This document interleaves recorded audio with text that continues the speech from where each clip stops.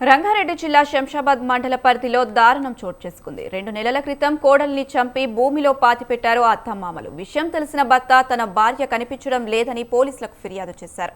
ఏమీ తెలియనట్లుగా తమ కోడలు కనిపించడం లేదని కుమారుడితో కలిసి వెతికారు. అత్తమామ ప్రవర్తనలో తేడా రావడంతో పోలీసులు తమదైన శైలిలో విచారణ చేపట్టారు. తీగలాగితే డొంక కదిలింది అన్న చందంగా దర్యాప్తులో అత్తమామలే చంపి పాతిపెట్టారని తెలుసుకున్నారు.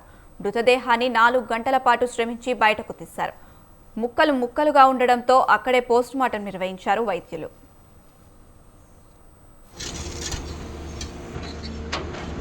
ఆ రోజు మా మమ్మీ వచ్చిన తర్వాత ఎందుకు వచ్చినావు అంటే ఇక మా డాడీ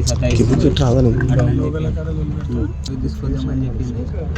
ఇక బయట వచ్చినాక 1 గంట తర్వాత మా నాయనమ్మ వచ్చింది. మా అమ్మ రాలే.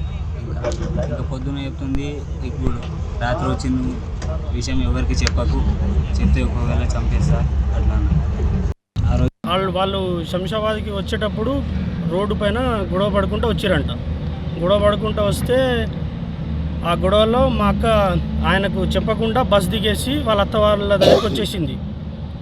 రాత్రి ఆమె బస్సు దిగే వరకే చీకటి అయింది. ఆ చీకటిలో ఇప్పుడు గ్యాస్ రిపేర్ ఉండదని చెప్పి వాళ్ళ అత్త దగ్గరికి వెళ్ళిపోయింది.